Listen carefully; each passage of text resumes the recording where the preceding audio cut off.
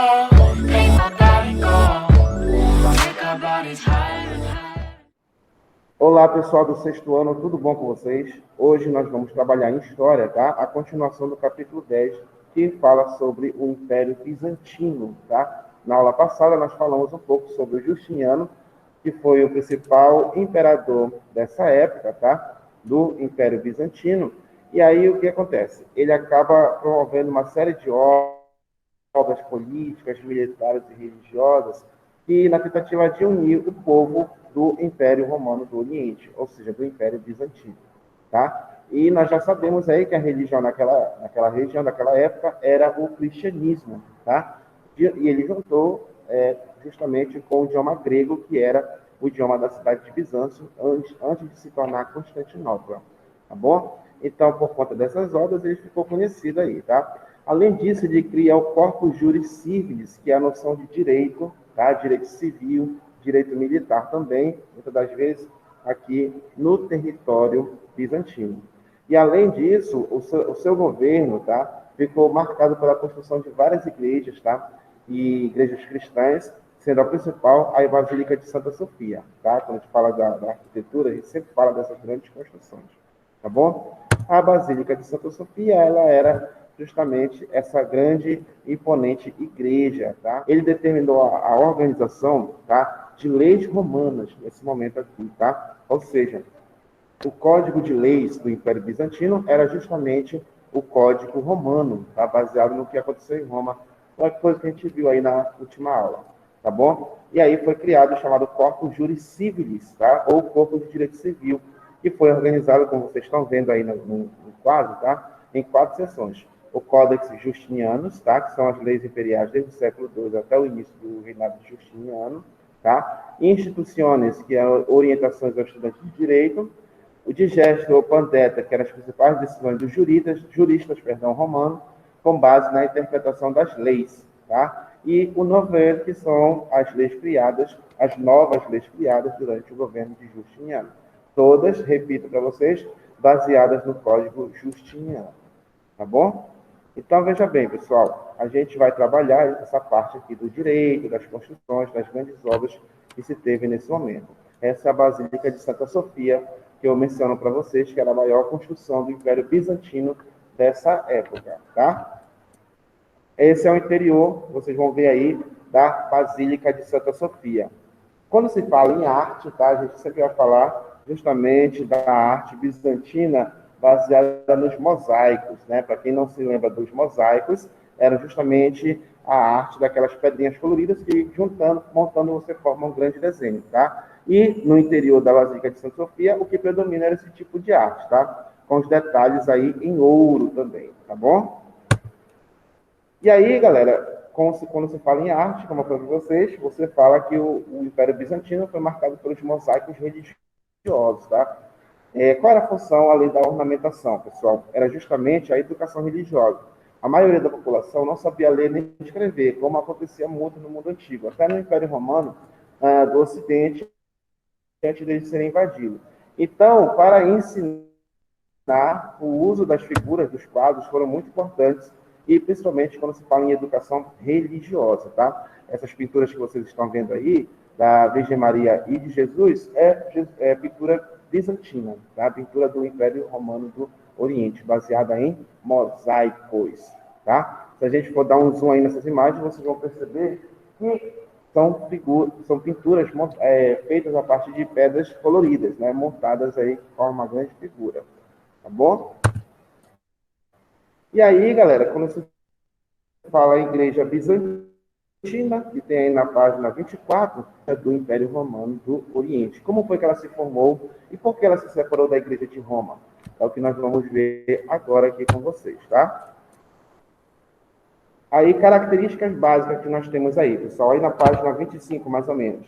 Nós temos o movimento iconoclasta, que era justamente o movimento de proibição do culto às imagens, né, coisa feita muito pela Igreja Católica de Roma, né, de imagem de santo, ou seja, a Igreja Bizantina, a Igreja Ortodoxa não aceitava isso daí, ok? E os monofisistas, que faziam parte da característica também da Igreja Bizantina, negavam a Santíssima Trindade pois consideravam que Cristo não tinha uma natureza humana, mas apenas divina. Ou seja, os bizantinos negavam aquela ideia da transubstanciação que se tem no ritual católico nas missas, né, onde o pão e o vinho se transformam no corpo e o sangue de Cristo. Eles não acreditavam e questionavam isso, essa prática da Igreja Católica, tá bom? Da Igreja Católica de Roma, tá? Mas a partir de que momento, tá? A Igreja do Oriente se separa da Igreja do Ocidente, da Igreja de Roma, tá? A partir justamente da divisão do Império Romano e quando um rei bárbaro lá no Ocidente é coroado pela Igreja Católica, né? O Carlos Magno vai ser uma figura muito importante para determinar a divisão da Igreja, o grande cisma, como a gente fala, né? Que é a grande divisão. Em 800 ele é coroado, né? Como imperador Carlos Magno, imperador cristão, ou seja, ele foi batizado, ele era bárbaro, foi batizado ao cristianismo, e isso deixou justamente a Igreja do Oriente, bastante insatisfeita, tá? Isso aconteceu em 800. E por conta dessa coroação da Igreja Católica que fez sobre um rei franco, né, um rei bárbaro, a Igreja do Oriente resolve se separar, de fato, da Igreja de Roma.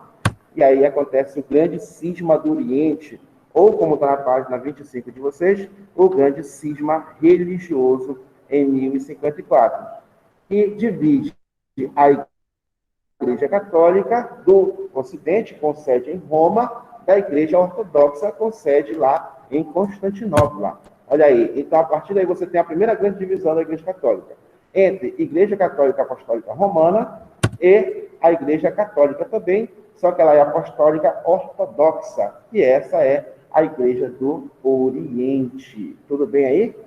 Tranquilo? Então há essa grande divisão aí, tá? Então veja bem, pessoal. Quando se fala em Igreja Ortodoxa, a gente tem algumas mudanças, como, por exemplo, o líder. O líder da Igreja de Roma é o Papa, não é isso? De toda a Igreja, toda a instituição é o Papa.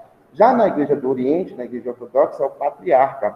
Até hoje nós temos isso, tá? Por exemplo, na Rússia hoje é a Igreja Ortodoxa que predomina lá. E lá nós temos os patriarcas, tá bom? Outra mudança que tem, a proibição das imagens de santos, né? Aquela ideia do movimento iconoclasta, né? Quando você ouve falar em iconoclasmo ou iconoclastia, é a proibição ou a quebra das imagens de santos feitas pela Igreja do Oriente, pela Igreja Ortodoxa, tá? Os ortodoxos não aceitam a infalibilidade do Papa, nem a ideia do purgatório e muito menos a ideia da Imaculada Conceição. Ou seja, para eles o Papa é um líder, um ser humano normal, não tem nada de divino para os ortodoxos, tá? Nem a ideia do purgatório, né? Aquela ideia de purificação, né? De você entrar para o céu, você passa pelo purgatório para se purificar.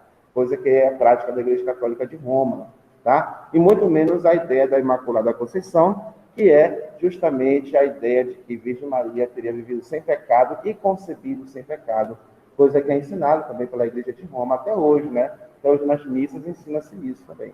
A Igreja Ortodoxa, ela traz justamente ideias contrárias a isso e questiona essas doutrinas católicas romanas aqui, nesse momento. Tudo bem? Tranquilo? E aí o Império Bizantino ele entra em crise, depois que o Justiniano morre, os outros imperadores não conseguem manter a mesma postura que ele teve, e aí o Império entra em crise, né? Os persas invadem o território também, ok? Ele foi saqueado e invadido também pelos turcos, tá? Pelos venezianos, que desejavam ter contato com a Ásia, precisavam passar por Constantinopla. Então, Constantinopla, que era uma cidade comercial, acaba sendo invadida por esses povos também, tá? Há essa fragilidade. E a expansão muçulmana, a partir do século VII, foi um fator muito importante para que o Império Bizantino caísse, tá? Depois da invasão árabe, lá em 1453, já no século XV. Tá? Então, o Império Bizantino é a parte oriental do Império Romano, que ainda permaneceu de pé lá na antiguidade, mesmo com a invasão dos bárbaros, e que só vai cair, tá? Em 1453, quando os árabes invadem aquele território e tomam para si Constantinopla, né? Eles ultrapassam as muralhas do Império Bizantino. Tudo bem? Tranquilo? É justamente a parte que nós finalizamos aí do nosso assunto, tá bom? Então, a gente fecha nosso conteúdo aqui, nosso capítulo 10, não é isso? Nosso capítulo 10, a gente fecha aqui com a crise do Império Bizantino. Quando for a próxima aula, vamos falar um pouco sobre os árabes, esses mesmos árabes que invadiram os bizantinos aqui, que invadiram o território do Império Romano do Oriente. Tudo bem? Resolva as questões lá e mandem para mim aquelas que eu pedi nas nossas aulas, tá? Vou estar aqui para ajudar vocês. Qualquer coisa, me pergunte que nós vamos estar aí com vocês. Beleza? Tchau, tchau, meninos. Até a próxima.